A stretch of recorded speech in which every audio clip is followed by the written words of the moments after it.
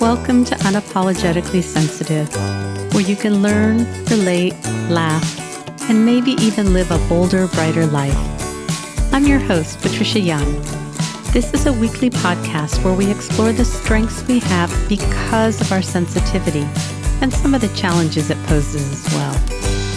The information in this podcast is not a substitute for help from a licensed mental health professional. Hey there. To the creatives, healers, sensitives, and deep thinkers, how the heck are you? You will be hearing this at the end of February, so how is the beginning of the year going? How's the weather where you're at? This is an interesting episode with Jen. I didn't know what we were going to talk about. I don't want to give too much of it away, but a lot of what we talk about is deep rest and how much we push, and when is it helpful to push through and when do we need to not push through, having challenges with transitions, feeling aloof, being hyper independent, letting people know that we need them and want them, and also receiving an autistic burnout. So I don't want to give too much away. I think it's an interesting episode. Jen and I talked afterwards and I just had a big cry. But it's nothing that we talk about in the episode. So all I can say is that, I'm just going through some things and Jen is being incredibly supportive around. I think I'm just so tired that it's really hard for me to feel connected right now. And she's like, it's okay if you don't feel connected to me and you want to tell me you don't feel connected. So you don't hear any of that in the episode, but because I feel things deeply and I'm having to transition, I just wanted to share that with you. Yeah, I hope you enjoy the episode. And now, on to the show. Hey, Jen, how are you? Hi, Patricia. I'm good. I feel amazing after having been sick there for a while. So, yeah, COVID took it almost 4 years to catch me, but finally did. But I'm feeling much, much better. It was amazing. The fatigue was the primary thing. Yeah. And I'm definitely some coughing and stuff, a headache too. Yeah. So I rested deeply and had to isolate, which was kind of wild. At home with your kids, being a single parent. Yeah. How much does that suck? Right. I mean, the kids were great. It gave them, I guess, a chance to kind of flex some independence. And yeah, we made it. It was a little tough there towards the end because realizing just how physical we are, and that having to wear a mask and having to separate. And I think we were all missing all the hugs and cuddles and being close on the sofa and stuff like that. So I felt two ways about it. It was kind of nice to have the isolation in a bit, right? Mm-hmm. And then it was just long enough to really miss all of that and feel really delighted to get back to it. Yeah. Yeah. I'm so glad you're feeling better. Yeah, me too. Whenever I'm sick too, I always have that moment where I'm like, you get scared. It's like that your present is the only thing you're ever going to experience ever again.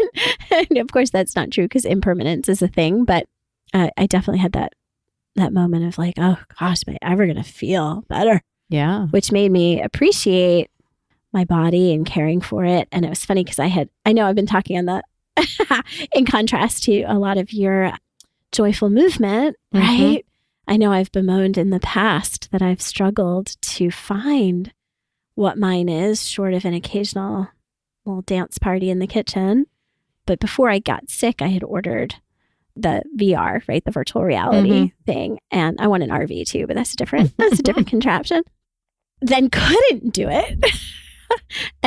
So I've been really having fun with, the app is called Supernatural, and it's one of those things where the targets come at you and you have to either box them or hit them away with a bat. And there's a lot of good music involved, and I'm enjoying it. So I'm actually not only feeling recovered, but starting to feel energized by wanting. It's really the wanting. It's the fulfillment of the wanting of that joyful movement, as opposed to the energy of, I should be doing that. Yeah.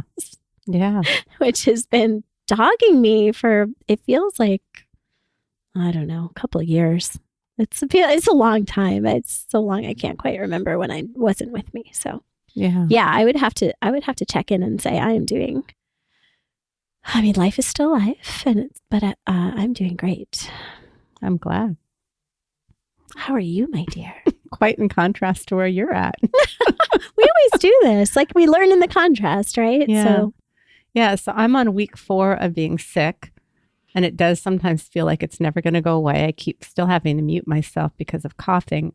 I've been feeling better, but I had a little relapse over the weekend. I didn't even do anything. And there's a part of me that just gets discouraged because it's been going on. We're on week 4, in the middle of week 4 now, and I haven't walked the dog. I haven't gone to aquafit. I haven't paddled. Like I just haven't had the energy. I got in bed at a little after 6 last night, and the night before I went to bed at 8. Like I'm tired. And I know it will change, and I know it's not permanent, but it's been challenging and it's hard. And, you used to say how much you admired all the stuff that I was doing. And now I'm just like, you have this desire to move your body and to do stuff. And I'm like, I'm just tired. Yeah. Yeah. And it's hard because we used to have a bank of at least 6 weeks ahead of us. And it's Tuesday today and it's Wednesday and we're recording. And we're not sure what we're going to talk about. And if I don't have something to my editor by Friday, then there's not going to be an episode coming out, not this Tuesday, but the following Tuesday. So that pressure is also not feeling super comfy for me. I think it's part of my autism is I like to be prepared. I like to have backups of everything. And I've been doing really well with us running closer and closer to the deadline. But when I went to download the episode for next week today, like there's nothing else in that little file that any more safety episodes. And that's uncomfy for me. Yeah. I definitely want to receive that and validate that. And it's funny, in the contrast, I'm also really aware of just how committed and dedicated and passionate, you've been about this. And I watched it the past couple of weeks, whether it was mechanical failures or, snowstorms and remote learning and kids here for me, or your own illness, my illness. And it's funny, like as you're talking, I'm like, yep, I'm only a couple of days out of COVID. Like it could totally be back, and anything can happen. And I would hope that anyone could understand that a missed week out of how many in a row now that have not been missed? Yeah, just that grace, I guess, is what I'm trying to invite in. And my all or nothing is like, nope, we don't do that.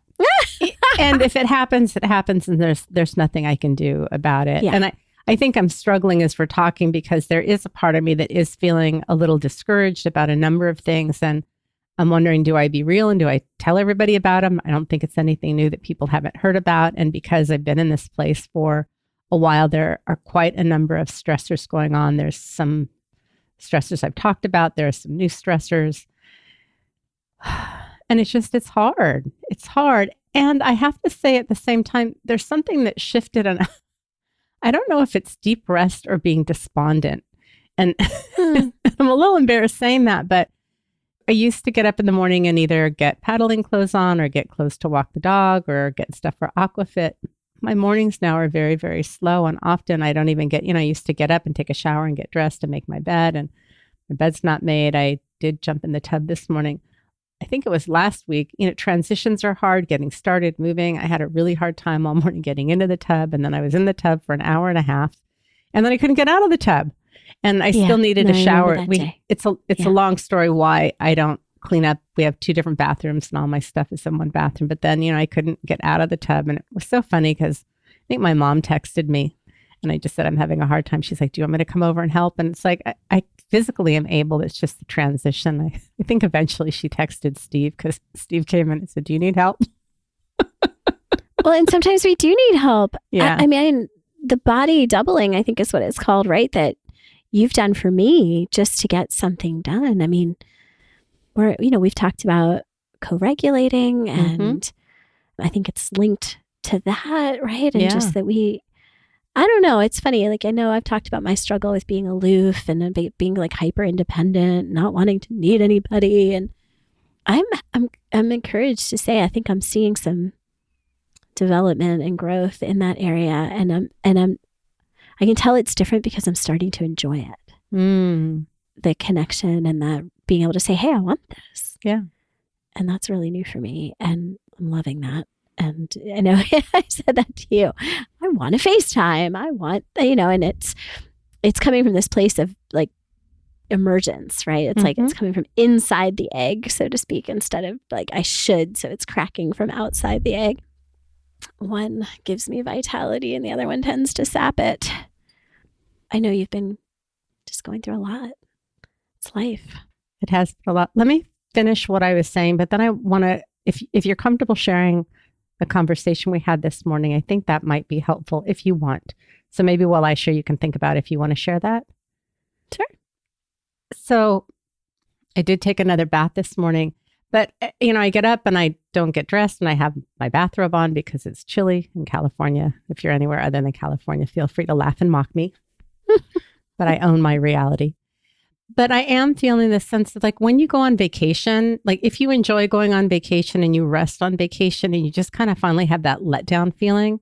And even in the tub this morning, I'm on my phone constantly. It's a source of regulation for me. And I actually was not on my phone for quite some time while I was in the tub, which is huge. And so it feels like my body is finally starting to like go down a notch into just this rest and contentment as opposed to not doing anything because I'm so fatigued that I can't do anything. And I do feel a little bit of a shift, unless it's despondence, which is entirely a possibility. I'm either dissociating and I'm despondent or I am having some deep rest. But it really feels like rest because I have been taking more tubs and be able to just sit and relax more. Not to the perfect way that I think that I should, but I'm probably never going to achieve that because that's just my expectations are so bloody unrealistic so much of the time. But I do feel this kind of just sense of like, in my body. That's really compelling. This question of, is it despondence? Is it deep rest? And where are the expectations? It's kind of like that. It's like the greyhounds at the racetrack. Like they're never designed to catch whatever that is. It's like when you sit in meditation and if the point is to not have any thoughts, you're going to be very disappointed. Whereas if you let that go, you might actually have some periods of that kind of quiet. I wonder if it's like the proof is a little bit in the pudding. I would imagine that deep rest, I know this is something I think we all kind of struggle with. Like, what even is that? We're also like, produce, be productive, like go, go, go, go, go, and not really seeing rest as this other thing that's the opposite of that, as opposed to an integral part of it, even though Mother Nature makes sure we're knocked out for a third of our lives. Like we're supposed to rest. Right. I wonder if the proof in the pudding is like, is it nourishing? And maybe that's what tells the difference. Because otherwise it's just, we freak out because we're not taught how to rest. The art of doing nothing is a lost art. Well, and I think that push to constantly be productive and getting things done. And for people that tend to get busy when they're anxious and they go, go, go, and they push through, especially if you have anxiety. I mean, I want to be mindful in what I'm saying. And I can't tell you when you should push through and when you can't. But for people that tend to push through all the time because of their anxiety and it feels good, but then it takes them a day or 2 or 3 or 4 to recover, is that a service to your body? But I think the fear is if that's how you manage your anxiety, that if you don't get busy and push through it, that you will collapse or it will overwhelm you. And I know in part of this burnout, I've had this fear of how much not functioning is going to happen. And I hate to say it, but I have in my mind a baseline of what is acceptable for not functioning. And when I drop below that, or the thought of dropping below that feels scary and threatening to me. Yeah. And so there's still some control and some fear there. I mean, it's just where I'm at. Yeah. Well, I know when I'm in that space, one thing that's really disheartening is that then when I do have to rest, I can't really get the full benefit of the rest because I'm so busy giving myself a hard time about the collapse, or you've seen me in places where I'm like, oh, the answer to this is to get all this on the to-do list, and the to-do list continues to exhaust me, thinking that rest belongs at the end of it instead of rest needs to be like an integral part. It's like waves, right? It's like it just needs to be an integral part of our process. Right. And I believe that if we can allow ourselves to really fully rest, whatever that looks like, that eventually leads to creativity and rejuvenation and restoration. I don't think it's if I rest for this amount of time, then I'm going to be able to produce that. I mean, I can say for me in the moment, that is not true, that I'm still in this place where it feels like my body's still depleted and I am seeing clients and I am doing some things. But at the end of yesterday, I was just exhausted. And what I normally do is I force myself to stay awake until bedtime, but I'm exhausted and it's not fun. And I thought, why do I do this? I did wake up at midnight and was up for a little while and fell back asleep. And then I woke up in the middle of the night, but that's very common for me anyways, which is one of the reasons I love having my own bedroom, because my sleep cycle is very disrupted. And I want the freedom when I wake up to move around and make noise or get on my phone or do what I need to do. And I'm privileged that I have a lifestyle that also accommodates that if I don't get enough sleep, I can sleep the next day, although I rarely do that. Yeah. I'm glad you're listening to your body signals. I mean, it's not something that we can do all the time. Like you said, everything, context matters, right? It all depends. Like there are times where we have to push through. I mean, I feel like there was a period of time there, it started in like 2015 and didn't stop until maybe recently, where it was like just really survival mode and push through. And a lot of, anxiety does produce a kind of energy, but it's definitely, not there are other ways to get energy. Well, and if you experience anxiety and depression, I think the relationship is that we go into anxiety, we push and push and push till we burn out and get exhausted. And then we flip into depression where we can't move and we can't get off the couch. And whether that is actually anxiety and depression, or for autism, if it's feeling uncomfortable and getting busy and then going into autistic burnout, especially if you're late diagnosed high masking, there's a toll. Masking takes a lot out of us, right? Yeah. So I like what Jeff Foster does with the word depressed. Like when in this context where how it chases anxiety, he talks about, he plays with the word a little bit and he's like, it's depressed, it's deep rest. Yeah. Like it's really what you're craving. And if your body needs it in a purely natural, like kind of biochemical way, like it's going to get it one way or another if you don't give it to it. It's funny, I was having judgment because if you're listening to the podcast, this is irrelevant to you, but Jen and I record with video, and I usually pull one short video clip to promote the podcast. So you may never see us on video, but if you want to, usually on TikTok and Instagram, Unapologetically Sensitive is my username. And when I review the clips to figure out which one I want to use, you're talking and I'm not looking at you because I'm taking notes for show notes, because we talk and I can't remember what we talk about. And then I have to write show notes about what we talked about. And when I look at them, I have so much judgment about, I feel like I look so inattentive, like you're talking, I'm talking and you're very engaged looking, and then you're talking and I'm often looking down, taking notes. And so really I was having that kind of gremlin. And even when we started, you wanted to chit chat and I'm like, we're recording on a different day that we normally do. And I'm like, I'm just tasky and I want to get to it. And it's so interesting that like these parts of me are unmasked. My tasky part is really my unmasked part, but I have such an awareness. And I asked you, like, is it okay that I'm tasking? I love your part, but I have judgment about, I should be friendly. I should be asking you how you are. I should be making eye contact all the time. I should be looking at you. I should be responding to you. And if I'm doing things that are managerial things that I need in order to produce a podcast, it's okay. But I still have that gremlin of, no wonder I'm so freaking exhausted, right? Yes. My goodness. Yes. Yeah. Yes. Yeah. I do love your tasky parts. And I think it's great that you speak for the gremlins. Yeah. Yeah. I think the more we do that, I know in our friendship, it works. And I know in some of, in my other relationships, it works a lot. That's a nice, that is an intimacy offering, right? Yeah, that definitely. This is what's going on with me. Yeah. Hey. Yeah. Are you comfortable talking about what happened this morning? Yeah, although it's funny, like I'm definitely not like forgetting what we talked about this morning. But I think you kind of when are. You said that, I was like, what part of that then do we talk about? I feel so much better. Maybe it's just not feeling as present because of the space you held for me this morning. So thank you. But yeah, I don't mind talking about it. What was coming to your mind? Well, I think that I woke up to a polo from you and you were asking if I was mad at you because we hadn't connected. And then you said, I'm really missing you and I'm wondering if we can FaceTime. And so asking to FaceTime made you feel vulnerable. And you said that you were feeling a little tearful about that. Yeah. Well, and it's funny because I didn't even realize it at first. I was very comfortable at first. And so then it was kind of like a little boomerang. And it was like, oh gosh, I'm feeling myself kind of grounding from my aloofness. Not one of how I'm sort of put together, I guess, is I'm pretty sure at this point it's a trauma response, but I'm I don't need anything. I'm good. I'm hyper independent. And so it was both, it's a lot of things. Like I get a lot of different feelings will come like whipping up. And I know this happens a lot with my kids is I'm like reacting to some of the things. It's like I'm really happy about something. And a parts help this make a lot more sense. And then I have a part that's like, oh, bleep. Just put my own bleeps in there.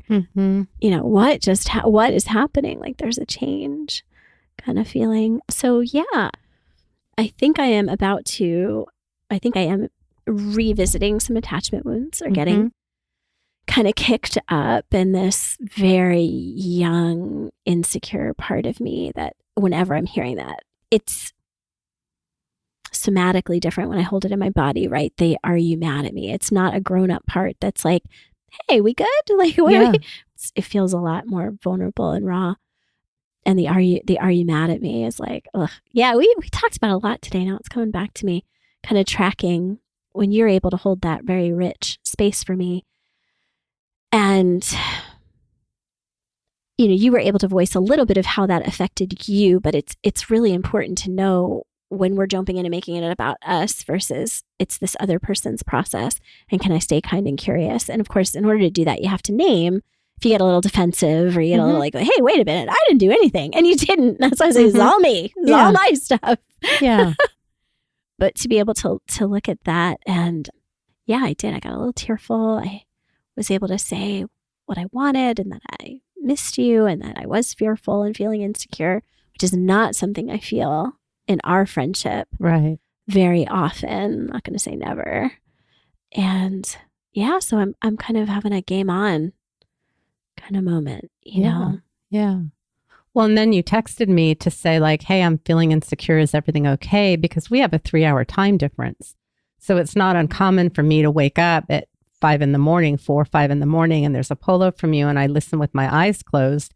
And sometimes I fall back to sleep or sometimes I'm on my phone, but I'm still kind of waking up. And on the app that we use, Marco Polo, we often will leave a heart in response. So you had a couple polos that you had left. I didn't put a heart on any of them. And then my phone is on Do Not Disturb. And because I was in another app on my phone, I didn't even know that you had texted me. So there was a lapse from when you said, hey, I'm feeling insecure. Is everything okay? Before I even saw it. So when we did talk, I gave you that context that, when I'm in bed, this is what happens. And part of this allowing myself to rest is not jumping to respond. And I don't know if I've been hustling in our relationship. I don't know if it's just because I'm too tired now, but I feel like there's a shift going on with me as well, where it's like I listen to your polo and like, I'm still waking up and I need some time. And often I respond to you because I want you to have a polo back, but I'm not even out of bed and I don't even know how I'm doing, but wanting to be, again, it's that masking that expectation of wanting to be there for you.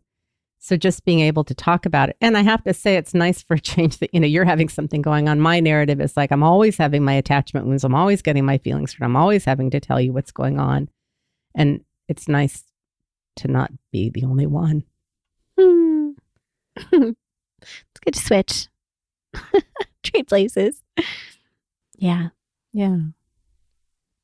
I'm not too sure what else to really say about it that doesn't feel a little too personal. Yeah. It's tied up.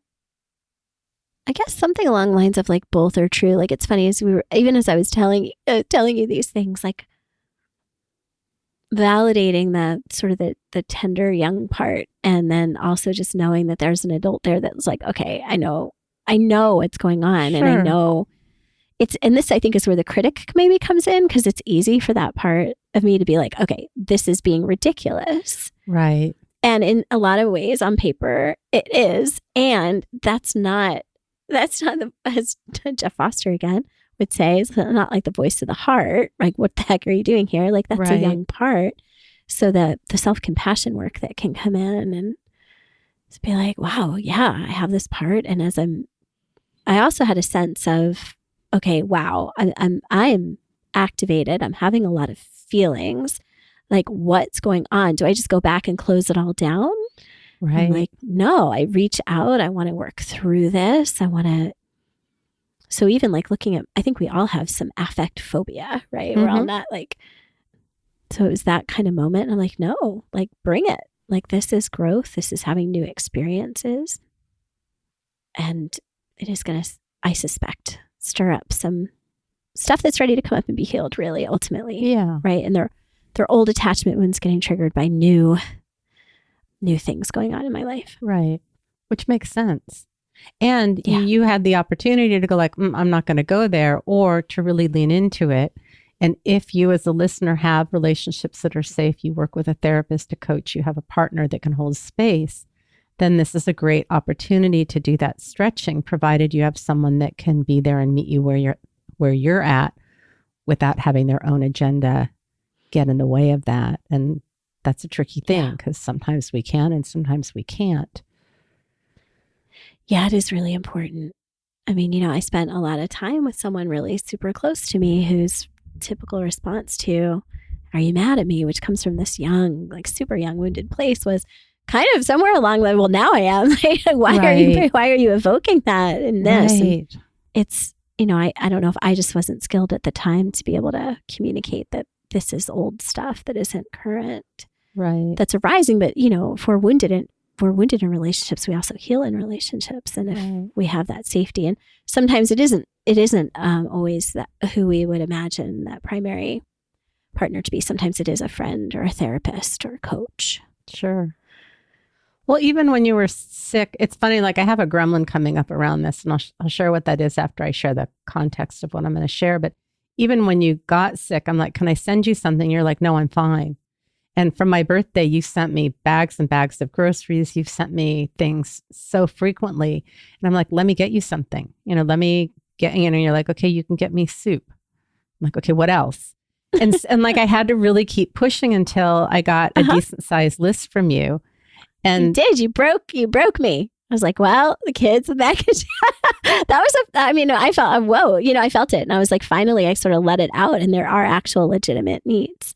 Of course. You're a single parent with 2 kids, and you're having to still feed them, and they need lunches, and they need to get up and go to school and come home from school and have homework, and you've got COVID and there's nobody there for you. Like, of course you need this stuff. Were you serious about the celery? Because Liv is such a little, well, she's so funny. She loves cut celery and cut carrots in her lunch. Well, I couldn't tell because you're like, well, I have this, but I need this, but Liv likes this. And so I feel like it's not uncommon for me to have to ask for clarification. Like, do you need me to get celery? Like, I'll get, like, I don't know if you're just telling me about celery or do you need me to get celery? Like, the bottom line is often very confusing to me. So I assume that you didn't need celery. And I haven't used Instant Cart before. And it made me mad that they made substitutions without asking me. And that, like, I ordered you a 6-pack of Gatorade and then they give you like one little Gatorade and not the flavor that you want. And so that lack of control, and because I'm so specific about what I want and I wanted to get you exactly what you wanted, and then not having that was frustrating to me. And then trying to not complain about it. And the gremlin is, I didn't want to bring this up because I don't want it to sound like, oh, look at how great I was. I sent you groceries. Like, that was not my intention. But I think for you asking and allowing yourself to receive is really significant because you're just starting to do some of that in our friendship. Yes. Yes. And this past week, there was one other friend too that I was able to be like, hey, I need this, and it's good. And look, the sky didn't fall. Yeah. Yeah. I had another really interesting realization as a part of all of this, because a lot of it, I've had 2 professionals that I'm working with, like a therapist and a coach, because I need both right now. For my own self, kind of really have me looking at receiving, and what is it about receiving that I just can't seem to do it? Yeah. And the one said something in such a way that I was like, oh, it was because I was sick and I had to cancel. And she said something like, I really want you to be well and like able to receive like your session basically. Mm-hmm. And I was like, oh, like I think I had a sort of an unconscious belief that receiving was a position of like powerlessness. Mm. And not really. I was like, oh, you mean like receiving like a catcher? Like this is like active and engaged and isn't something where, because I do think that some of this is some unhealthy stuff I have going on with power, and I'm learning a lot about boundaries and all kinds of my own inner work with this stuff. Mm-hmm. So that was a cool moment. So I think I do anticipate that as I continue to kind of rumble with this, and it's not all clear, like these little moments of clarity are fun, but there's a lot of messy, what the bleep do I know that goes on in between the blips of clarity. And so that was cool. And yeah, it's stuff you can grow from, right? Stuff I can grow from. Like it's really taking root, and this sort of, instead of little pockets of safety and stability, I'm feeling larger little islands. Maybe they're sort of expanding. Yeah, so you are. I'm excited. But it's funny. It's a long time coming. Like there was a lot of time there. Sometimes like these periods that we need of rest or of like, oh God, I'm just like in the slog of it. They can go on for, it feels like forever. Yeah. So Tell it's me nice about to it. kind of be, yeah, right. Exactly. Yeah. Yeah. Are you feeling called out? I feel like I brought up stuff that was about you and we talked about, and you said it was okay, but I feel like I'm calling out your business today. No, I don't feel called out, or I'm not feeling exposed or vulnerable or anything like that. Okay. I don't generally go back and listen to our recordings. So I'm like, nope, I made that judgment call. I'm just letting my heart be open. That was another thing recently. Like there's a difference between being open, because I do feel like I'm an open person. I had a long-time friend, someone who's known me since I was like my early 20s, be like, you're very open, but you don't let people in. Mm-hmm. And I was like, whoa, okay. Yeah. I felt called out a little bit. We probably need to wrap up, but I'm finding that in therapy, that I'm back in weekly therapy with an autistic therapist. She's got PDA and RSD, and I love it. And I consider myself to be so open and vulnerable, but I'm seeing how much I dissociate. And at the end of almost every session, she'll say like, where in your body are you feeling that? Or, what's going on? And I always want to give her an intellectual answer. And we weren't able to meet on Monday. I may record an episode about this, but something very large and unexpected happened, peripheral to me, but it really impacted me. I'm okay. But because of that, and I didn't have a session, I reached out to her and said like, hey, this thing happened. Do you have another session next week? And I said, my dilemma is that if we come up with something that if I don't need it, then I feel bad because you created an extra session for me. So the appointment is tomorrow, and I'm still debating like, that crisis is over, but now something else is going on. But it's also been nice. Like I've needed a little bit of rest because I'm seeing how much friggin' trauma I have. And every time we have a session, so much stuff gets activated. And there's a part of me that feels like my nervous system needs just a little rest from that. And I've had sessions with clients, and I think one of my sessions with my therapist, like it's also okay to not do a deep session. It's okay to talk about the things that are going well. It's okay to talk about your special interests. It's okay to talk about what you're thinking about in your life. And there is meaning and connection in that. And I think people often have this idea of I want to get my money's worth. And really therapy and coaching is about having this connection and having somebody be with you and present, even if it's something that's not depth work. Mm-hmm. Absolutely. Yeah. Anything else before we wrap up? I don't think so, my dear. Thank you so much. I keep having to mute my mic to cough, and it's just pissing me off. I know. It sucks. So I need a little bit more self-compassion, and it's just what it is. It's just what it is. So, yeah. Anything else? No, I think I'm good. Thank All you. right. How about you? Any last? Oh, I'm sure I've got gremlins, but Thanks for sharing them. No, Okay. wholeheartedly. I don't feel Okay. called out or uncomfortable. Just to finish your last gremlin there. All right. I love it. I love naming gremlins and Yeah. just checking them out, letting them see the light of day, and Yeah. Yeah. hopefully have a little tenderness for them. Yeah. I do tend to feel very protective about you, that when you're going through things that I think may be temporary and you want to talk about them, I'm like, let's hold off, just because I feel very protective of you. So I feel like I need to share that too. Thank you. Yeah. All right. I think that's it, Jen. Love and appreciate you. All right. Love and appreciate you, my friend. Bye. Bye. Hey again. So was that helpful? Anything stick in your mind that you liked or didn't like about that rubbed you the wrong way? When Jen and I stopped recording, and because I'm so tired, she's like, if you can't get the show notes and the episode doesn't come out, that's okay. And I'm like, that's not okay. I really have a hard time letting things go and wanting things to be produced and on time. And that may change if my fatigue continues. I feel like I'm doing a good job taking care of myself, but I don't know. Some days are harder than others. Anyways, if you want to work with Jen, you can reach out to Jen at heartfulnessconsulting.com. If you're interested in working with me, you can reach me at unapologeticallysensitive.com. I don't have a lot to say. I'm just really tired, y'all. I'm doing the best I can to be here. So I think I'm going to wrap it up. Remember, sensitivity is nothing to apologize for. It's how your brain is wired. You have a right to be tired. You have a right to rest. You have a right to push through. You have a right to not know. You have a right to all of your feelings. It's okay if not everybody gets you. You don't have to get everybody. It's okay to be confused. It's okay to have lowered feelings. It's okay to be anxious. It's okay if you're not okay. And if you're doing well and you're feeling productive and engaged and content, that's okay too. However you are showing up today is really okay. All parts of you are okay. And if it's something that you're struggling with, to really just try and remember that this is just a season and that it's not going to be permanent, even if it feels like it. And if you're enjoying things, to just enjoy where you're at in this moment. I think that's all I have. Have a blessed day.